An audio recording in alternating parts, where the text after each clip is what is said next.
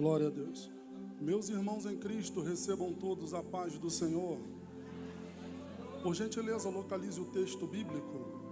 Evangelho de Jesus Cristo, segundo escreveu Lucas. Tiraremos por base o capítulo 1 e apenas o verso 80. Evangelho de Jesus Cristo, segundo escreveu o doutor Lucas. É o capítulo 1, a exposição é o verso 80. Enquanto você localiza o texto bíblico, eu quero aqui externar a minha gratidão, glorificar a Deus por tudo e que Ele receba toda a honra, toda a glória e todo o louvor. Quero externar a minha gratidão ao nosso líder, pastor Genival Leal. Obrigado, meu pastor, por mais uma oportunidade de me conceder esse altar para ministrar a palavra do Senhor.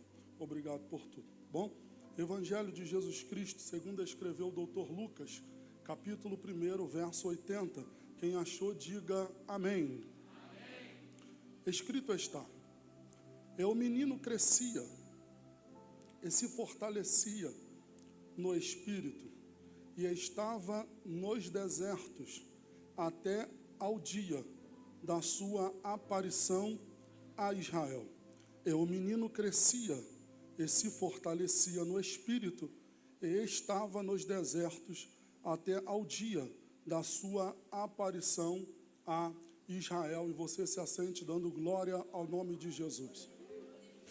Queridos de Deus, me empresta por gentileza alguns minutos da sua atenção,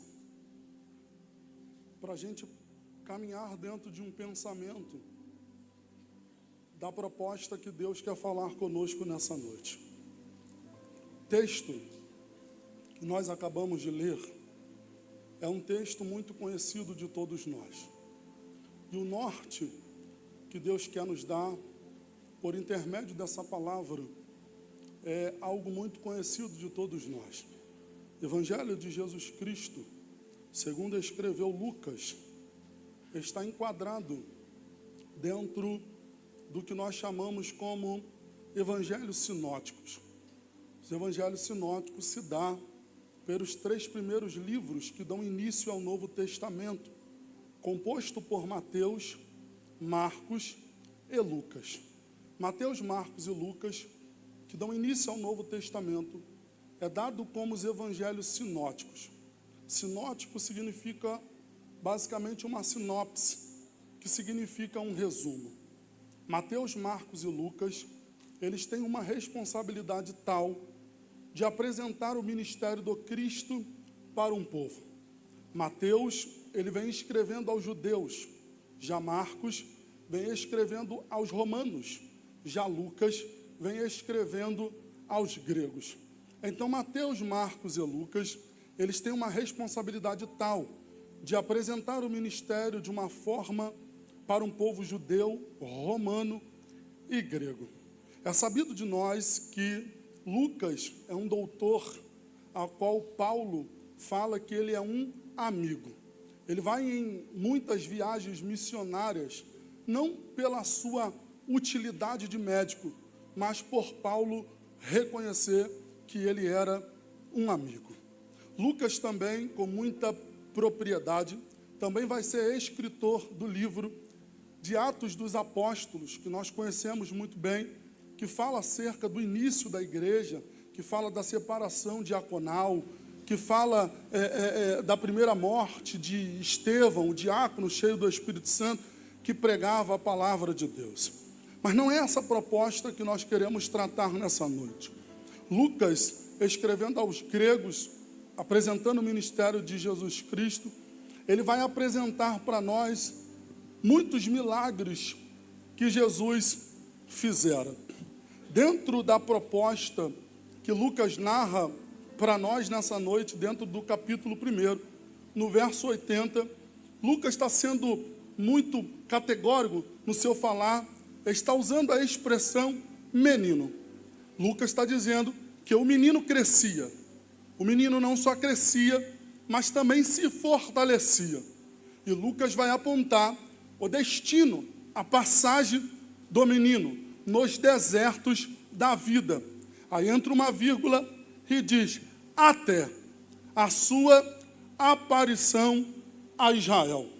O que Lucas está querendo retratar na vírgula e na continuidade é que esse menino tem uma promessa de aparecer em Israel, mas ainda não é o tempo, e o tempo é nos desertos.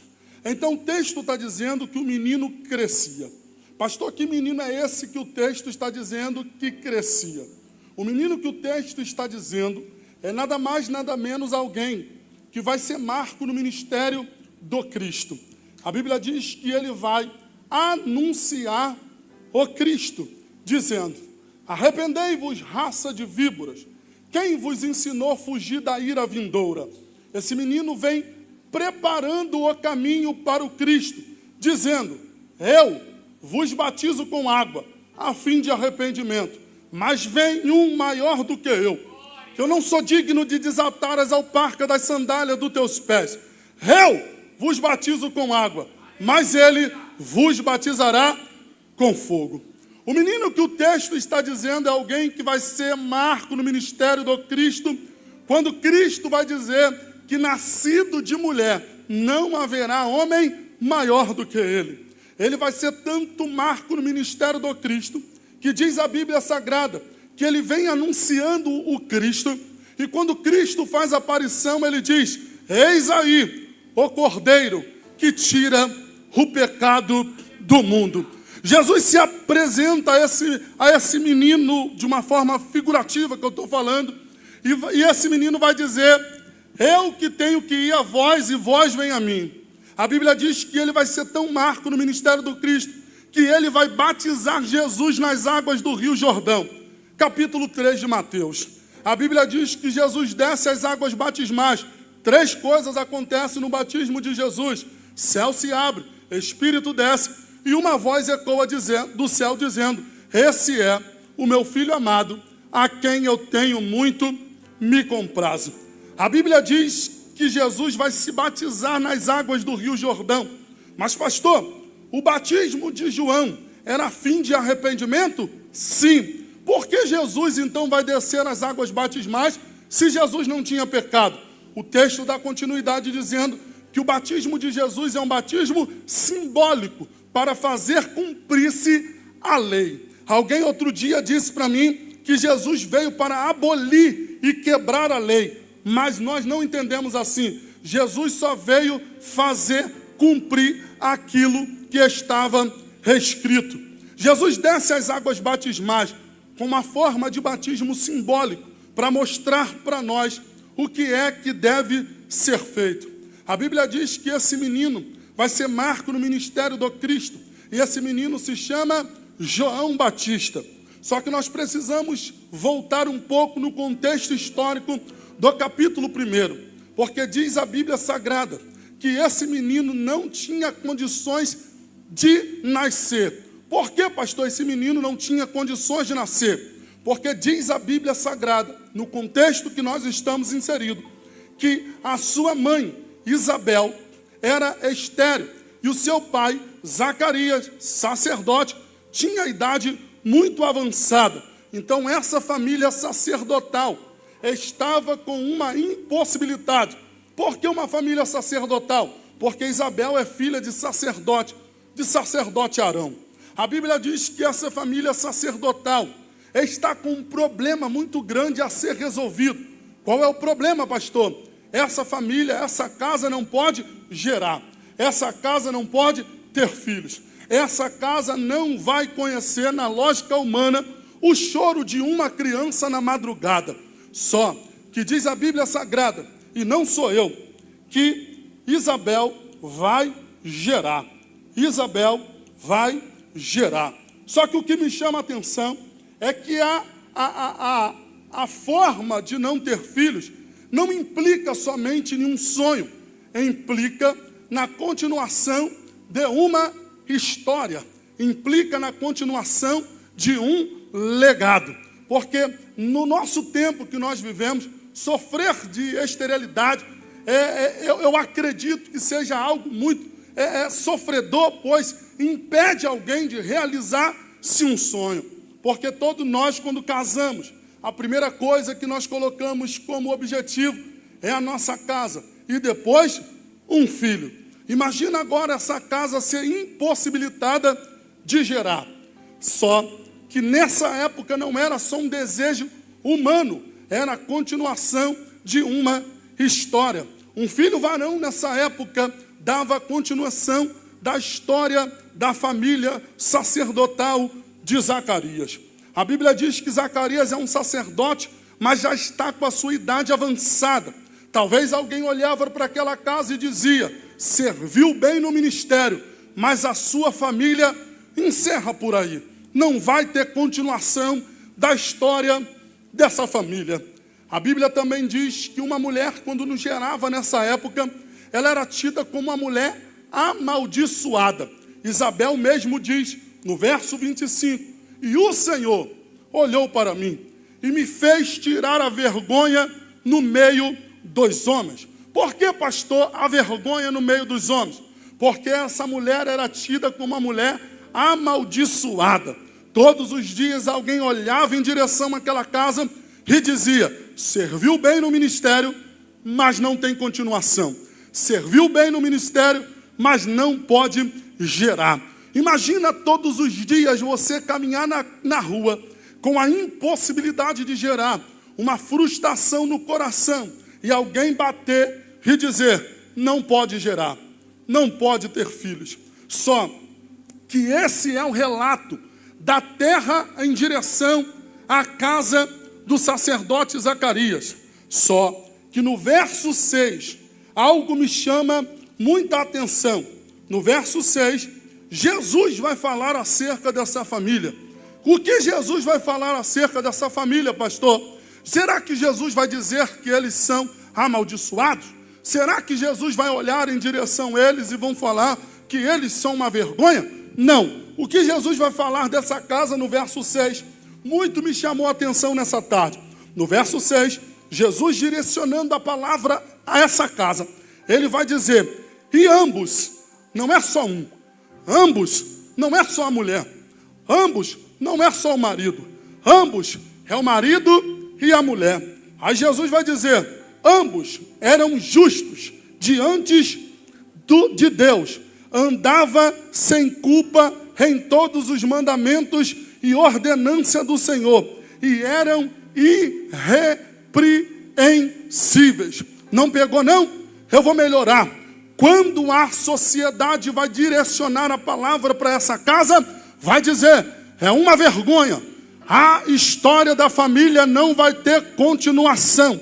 Só que quando Jesus vai direcionar a palavra para a mesma casa, o discurso é diferente. Jesus vai dizer: ambos eram justos, serviam a Deus sem culpa em todos os mandamentos e eram irrepreensíveis. Só que o que me chama a atenção é que Jesus está trazendo uma verdade aqui nesse texto. Jesus está dizendo: eles são fiéis em todos os mandamentos, eles são justos no seu caminhar, eles são fiéis no seu ministério. Só que o que me chama a atenção é que a fidelidade que parte dessa família, arrepiou, a fidelidade que gera nessa família não é alguém que tem para ser fiel, é alguém que é fiel sem ter aquilo que quer. Eu vou repetir de novo: fidelidade a Deus não é quando eu quero ter aquilo que eu tenho, é quando eu não tenho e continuo fiel. Fidelidade a Deus não é entrar por aqui quando eu recebo a chave do carro. Fidelidade a Deus não é entrar aqui quando as portas se abrem. Fidelidade a Deus não é entrar aqui quando as coisas estão boas. Fidelidade é permanecer aqui quando a cura não chega. Fidelidade é permanecer aqui quando a porta não se abre. Fidelidade é continuar aqui quando a enfermidade não sai do corpo. O que Zacarias está dizendo é: o meu modo de ser fiel a Deus não se dá por aquilo que Ele me dá, mas se dá por aquilo que eu não recebo. Eu não vim pregar para uma igreja que só conhece a chave do carro. Eu não vim pregar para uma igreja que só conhece a chave de apartamento. Eu vim pregar para uma igreja que permanece quando as portas não se abrem. Bata no peito e diga: eu vou permanecer Não diga, eu vou ficar. Mas se não tiver aquilo que eu quero, eu vou permanecer. Com chave eu permaneço, doente eu permaneço, com a porta trancada eu permaneço, enfermo eu permaneço. Essa é a raiva do diabo, que ele olhou para a tua casa e disse, agora ele fica trancado dentro do quarto escuro. Mas tu se arrumou e disse, não vou não. Independente do que aconteça na minha vida, eu tô fiel.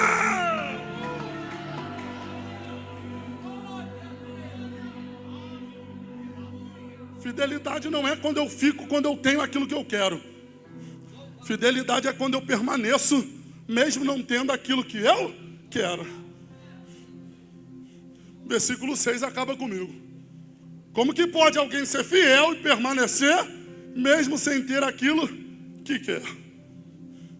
É isso que Zacarias está ensinando para a gente. O meu estado de fidelidade a Deus não pode partir daquilo que eu recebo dele. O meu estado de fidelidade tem que permanecer quando ele não abre a porta que eu quero. Quando ele não me cura, eu decido permanecer. Zacarias traz algumas lições importantíssimas para os dias de hoje. E ambos eram justos, servindo a Deus sem culpa, e eram fiéis em todos os mandamentos. Aí o verso 8 mexe comigo, pastor Genival, porque o verso 8 na minha tradução está dizendo, e aconteceu que enquanto ele exercia o seu sacerdócio. Ué, pastor, ele continuou exercendo o sacerdócio, mesmo sem ter aquilo que ele queria? É alguém que nos ensina alguma coisa. Mesmo sem ter aquilo que eu quero, eu preciso continuar exercendo o meu sacerdócio. Mesmo sem ter aquilo que eu quero, eu tenho que continuar exercendo o meu sacerdócio. É alguém que está esperando a promessa, mas não está esperando parado. É alguém que está esperando a promessa, mas não está vendo Big Brother. É alguém que está esperando a promessa, mas não está vendo série na Netflix. É alguém que está esperando a promessa, mas está dizendo, eu continuo exercendo o meu sacerdócio. O que me chama a atenção no texto é que ele exerce o sacerdote. Ele está indo para o templo, mas não é para a campanha das portas abertas. Ele está indo para o templo, não é para 7 voltas para a muralha cair. Ele está indo para o templo. O que ele está indo fazer no templo? Não é receber. O que ele está indo fazer no templo é entregar. Por que, pastor? Me perdoa o que eu vou falar. Me perdoa. A primazia do culto não é receber. A primazia do culto ainda é entregar. É por isso que a gente está vendo uma igreja inchada de portas abertas. Vem para receber, vem para receber. E o grandão da Galileia está dizendo, o que a DS veio para entregar? Culto não é lugar de receber primazia. Culto ainda é lugar de entregar. Ele está ensinando para a gente, eu vou continuar exercendo o meu sacerdócio. Alguém está olhando e está dizendo, o que tu vai fazer lá, Zacarias? Vai receber o milagre? Claro que não. Eu vou exercer o meu sacerdócio. O problema da minha geração é que está colocando impedimento para não vir para o templo. Hoje eu não vou porque está chovendo. Hoje eu não vou porque está calor. Hoje eu não vou porque me atribulei. E Zacarias está ensinando para a gente, as dificuldades da terra não pode ser impedimento de a gente vir para o templo. Continua servindo, continua exercendo. Levanta a mão que eu quero profetizar. Levanta a mão que eu quero profetizar. Lá vai uma palavra para quem quiser pegar. Você não vai parar de exercer aquilo que Deus te confiou por causa da dificuldade da terra. Se as dificuldades e as pressões da terra aumentar, Satanás vai ter que me ver de cabeça erguida, exercendo aquilo que Deus me confiou. Continua, permanece, prossiga.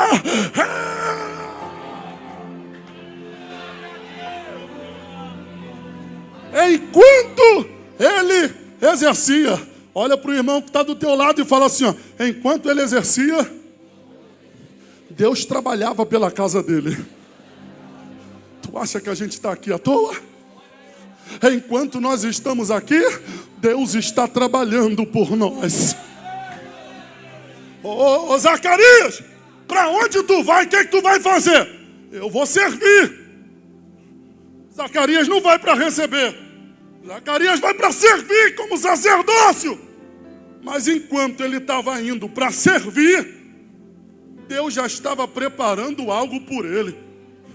Porque Deus conhece quem entra com a intenção de receber e quem entra com a intenção de servir. Tu acha que Davi acordou de manhã falando assim, ó, hoje eu mato Golias? Claro que não! Ele acordou e falou, vou cuidar das ovelhas malhadas do pai. Jessé chama, ô Davi, vai levar alimento. Davi foi para matar Golias?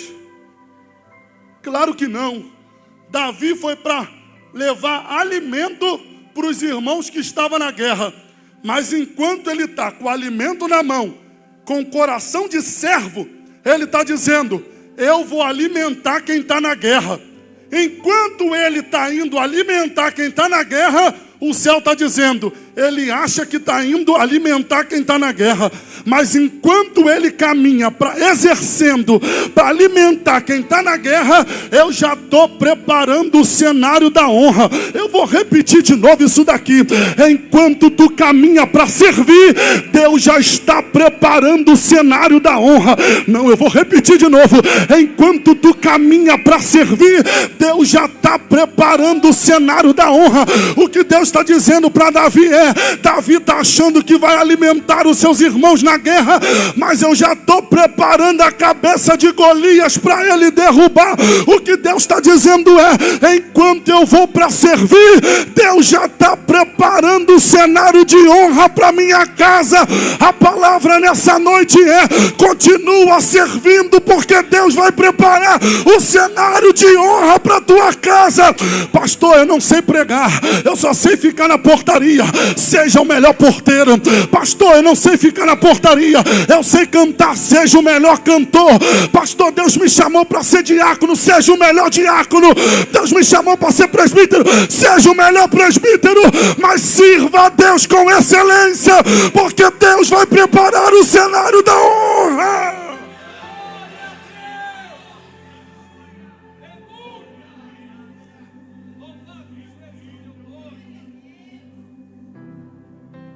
Estamos vivendo uma geração que larga a Deus por tudo, por qualquer coisa.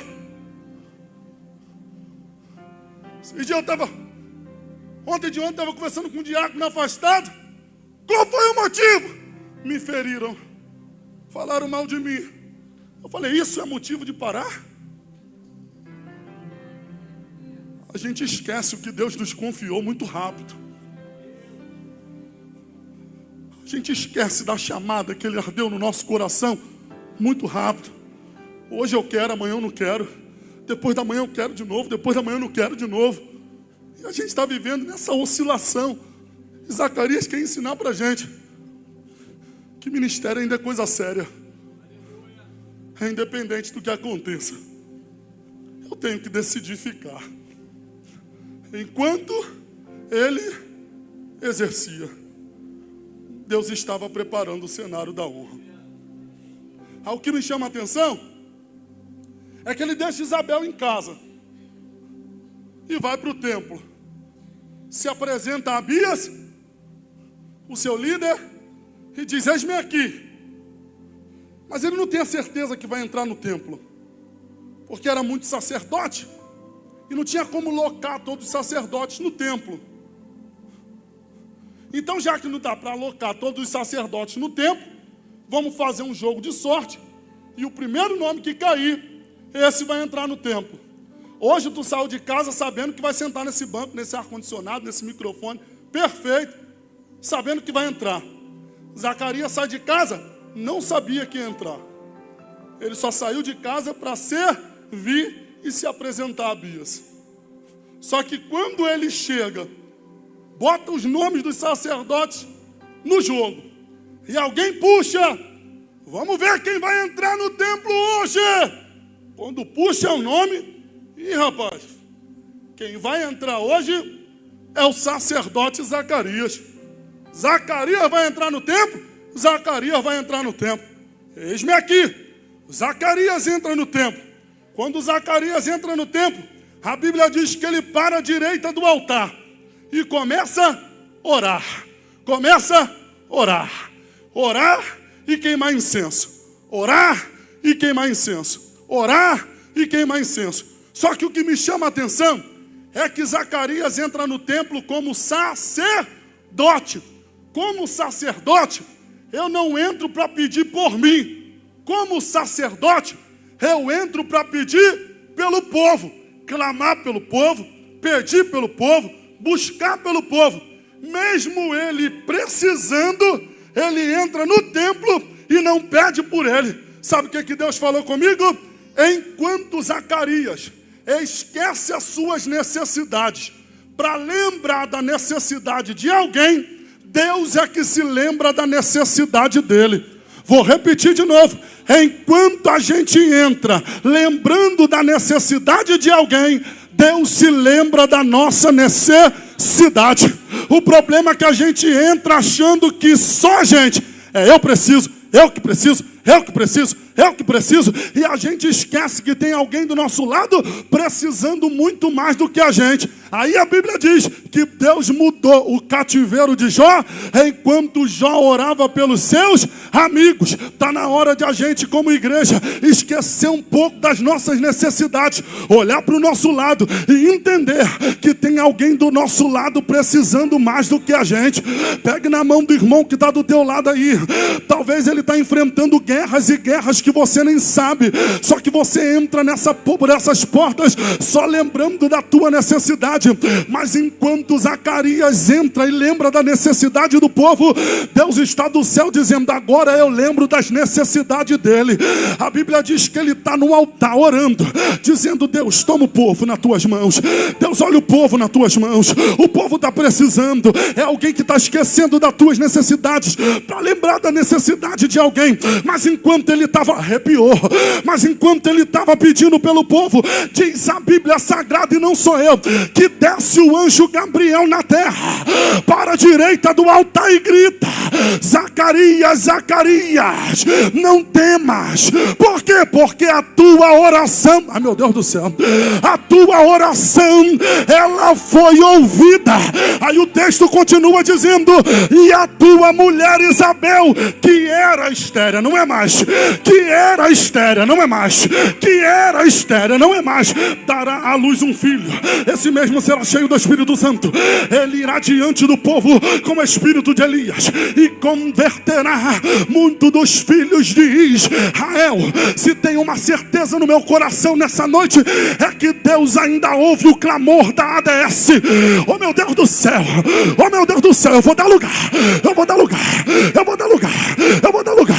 Enquanto você está aqui dentro, Deus está dizendo: não temas. A tua oração foi ouvida, e a tua mulher não será mais estéril. Ela dará à luz um filho. Quem ela vai gerar? João Batista. Gerar todo mundo gera, ter todo mundo tem, mas gerar quem entra na história é só para quem tem propósito. Eu vou repetir. Enquanto tu está aqui, Deus está ouvindo a tua oração. Continua no altar, continua orando, continua buscando. Aí Deus está dizendo: a tua mulher dará à luz um filho. Ele não estava orando pela casa dele, mas enquanto ele ora pelo povo, Deus sabe que a casa dele precisa. Zacarias, não temas, porque a tua oração foi ouvida. Imagina, irmão, tá orando aqui, o anjo te cutucar e dizer: não temas, a tua oração foi ouvida. Eu, como pentecostal, eu ia voar, pastor. ia dar lugar. Só que essa não foi a reação de Zacarias. A reação de Zacarias foi: como vai ser isso? Estou de idade avançada. E a minha mulher é estéril. Sabe quando a gente perde a promessa? Quando entra a dúvida no nosso coração. Como vai ser? Quando vai ser? Quem Deus vai usar? A gente recebe muita profecia aqui dentro e perde quando o pastor dá a benção apostólica lá fora. Por que a gente perde a profecia e as promessas? Porque a gente está duvidando daquilo que Deus falou. E eu vim como profeta nessa noite para dizer: não sei de onde vai vir. Muito menos quem Deus vai usar. Mas se Deus falou...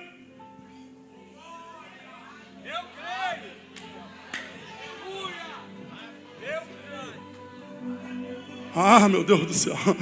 Eu não sei quem vai fazer, da onde vai vir, quem Deus vai usar, sei lá. Mas eu sei que aquele que falou é fiel para cumprir. Olha para mim e se prepara para toda a glória. No capítulo 15 de Gênesis, Deus faz uma promessa para Abraão: tu terás um filho. No capítulo 15 ele diz assim: quem será que vai dar continuidade à história? Uma conversa que ele tem com Deus. Será que a continuação vai ser com Eliezer da Damasceno? Deus fala: não, vai ser de um que vai vir de ti. Capítulo 15, Deus fala que vai ter filho. No capítulo 16 ele se precipita, ele se deita com Agar. Só que no capítulo 18 Deus vai visitar Sara e vai dizer: Sara, você vai gerar. A Bíblia diz que Sara começa a rir. Sara começa a rir. Por que Sara riu, pastor Genivaldo? Porque Sara olhou: a promessa é muito grande e a minha realidade é muito pequena. Porque todas as vezes que Deus faz uma promessa grande, a realidade nunca encaixa com a promessa. Deus falou: eu vou fazer algo grande. A gente olha para dentro da gente e diz: como que Deus vai fazer algo grande? Deus fala comigo tanta coisa que vai fazer, e eu olho um negão dentro do cangulo andando. Eu não sei como que vai ser, eu não sei como que vai acontecer. Só sei de uma coisa: Deus vai fazer acontecer. Porque a gente olha para a nossa realidade e a realidade nunca condiz com a promessa. Mas lá vai uma profecia que sai da minha boca: Deus não precisa de cenário favorável para falar, para fazer aquilo que Ele te prometeu. O problema é que a gente fica: quando eu estiver nos Estados Unidos, Deus vai fazer. Quando eu estiver num lugar melhor, Deus vai fazer. Quando a minha condição financeira ser melhor, Deus vai fazer. E Deus está dizendo: eu faço tudo do nada. Tu não tem, mas Ele tem. Tu não pode, mas Ele pode. Tu não faz, mas Ele faz. Lá vai uma palavra: se o teu dinheiro te levou, não é milagre, é organização financeira. Se alguém te indicou, não é milagre, é alguém que te indicou. Milagre é quando não tem como fazer. Milagre é quando não dá. Milagre é quando a porta está trancada. Milagre é quando o negócio está embaraçado. Aí o grandão da Galileia entra com a mão e diz: agora eu que faço. Tu não tem, mas Ele tem. Tu não pode, mas Ele pode. Tu não faz, mas Ele faz. Deus não precisa de cenário confortável para fazer o que Ele falou. Eu vim reacender a promessa no teu coração. Eu vim reacender. Ah, eu estou tomado da glória. Eu estou tomado da glória. Uridicoma na canto de proma na xandaraia. Levanta a tua mão. Eu vou dar lugar. Eu vou dar lugar. Eu vou dar lugar. Eu vou dar lugar. Eu vou dar lugar. Deus não é menino. Deus não é criança. O que Ele falou, Ele vai fazer. Ele vai fazer. Ele vai fazer. Ele vai fazer. Pegue na mão do irmão que está do teu lado aí. Saculeja ele e diz: Ele vai fazer. Quando vai ser? Não sei. Como vai ser? Não sei. Ele vai fazer. Ele vai fazer. Ele vai salvar. Ele vai cumprir. É, meu Deus!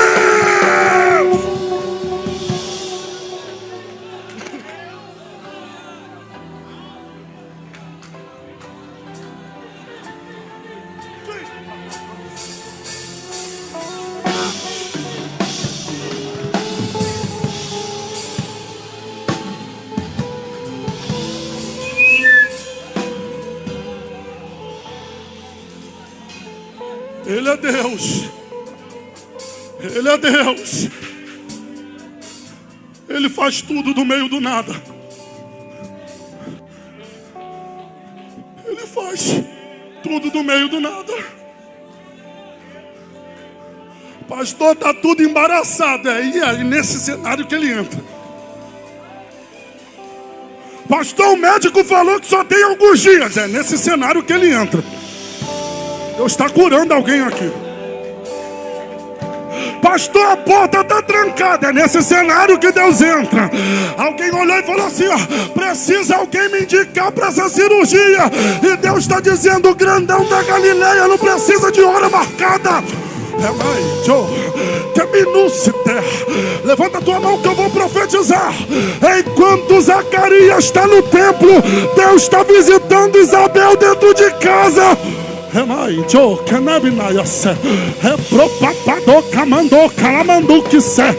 Enquanto tu entrou aqui como Zacarias, descansa o teu coração que Deus está tratando com Isabel. Pega. A Isabel está tirando o sono. A Isabel sai na sexta, só volta na segunda.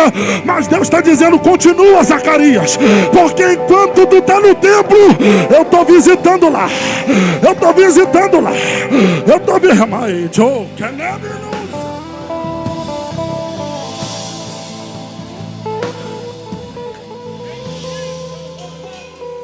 Zacarias nunca deu desculpa para entrar no templo. Nunca.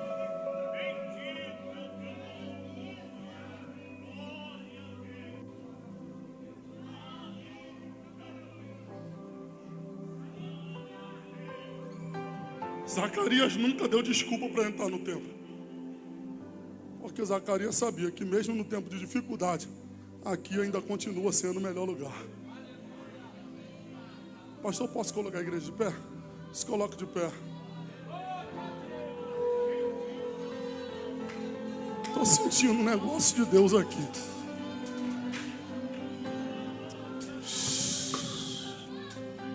Ele está passando aqui.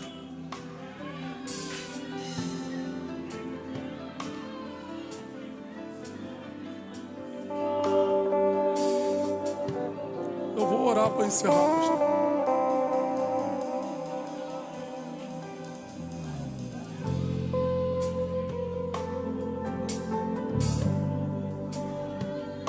A gente precisa parar de colocar desculpa para entrar no templo.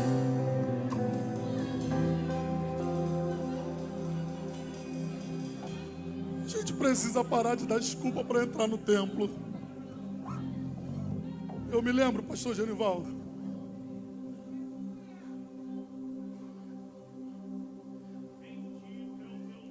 da minha esposa. Muitas das vezes ela pegava meus 3 filhos, tacava 2 na bicicleta sentado atrás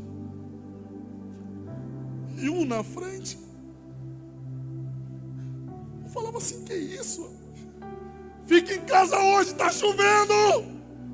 E os 2 atrás na bicicleta e um na frente. Foi daí que surgiu essa mensagem. Fica em casa, não dá. E ela falou, eu vou continuar.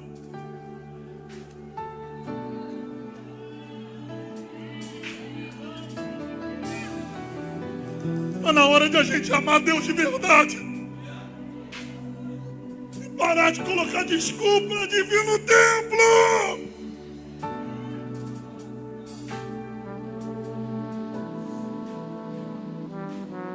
Deus falou. Ele vai cumprir. E eu encerro orando por você, contando esse testemunho em 1 minuto. O meu sonho, eu nunca escondia de ninguém, que era ter um filho homem. Era o maior sonho da minha vida, eu nunca escondi de ninguém. A primeira, menina. A segunda, falei, é homem, é o jogador de futebol. O médico olhou e falou, é menina de novo. Falei, tu errou. Ele falou, errei nada, menina. Aí eu falei assim, 3 filhos eu não quero porque gasta muito. Vou fazer vasectomia. Fiz vasectomia. 1 semana dentro de casa. Aí lá na ADS Parque Adelaide, jornada de oração, Deus toma a missionária Gisélia. Olhou para minha esposa e falou assim, ó, o Isaac está aí dentro. A minha esposa chegou em casa e falou assim, ó, a missionária Gisa falou que eu vou gerar. Eu falei, o que é isso? Já fiz vasectomia há 6 meses. Mas quando Deus fala,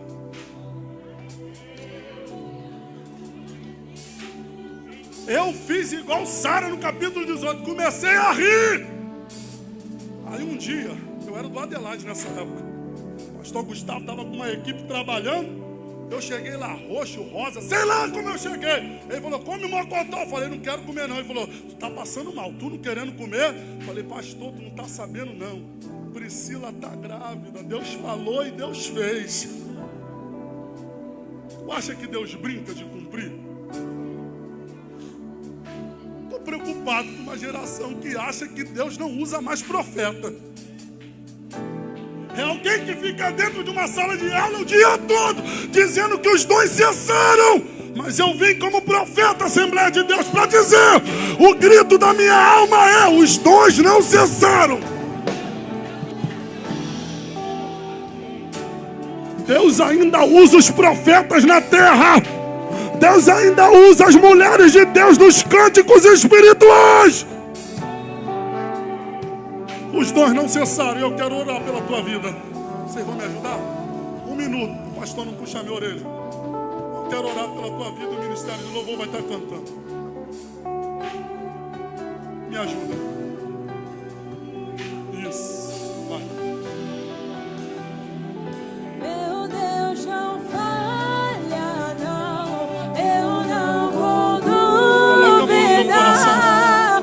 Eu sei que por completo fará. Se eu fosse você, eu cantava com fé mesmo. Meu Deus não falha, não. Eu não vou duvidar. Eu sei que por completo fará.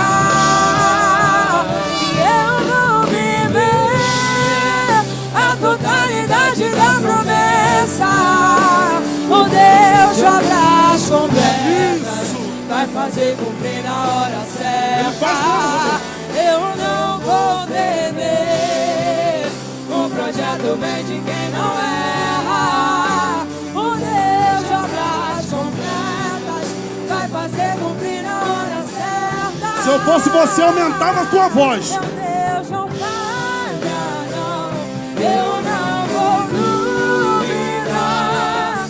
Eu sei que por completo fará. Meu Deus não falha, não. Eu não vou duvidar. Eu sei que por completo fará.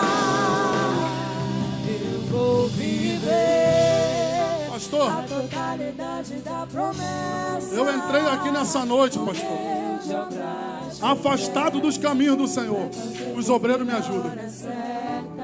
Pastor, eu entrei aqui afastado dos caminhos do Senhor. Só que eu ouvi essa palavra. E pastor, hoje eu quero voltar para os caminhos do Senhor. Eu quero conhecer a primeira pessoa que quer voltar para os caminhos do Senhor. Levanta a tua mão, vem aqui na frente correndo, que eu quero orar pela tua vida. Cadê a primeira pessoa?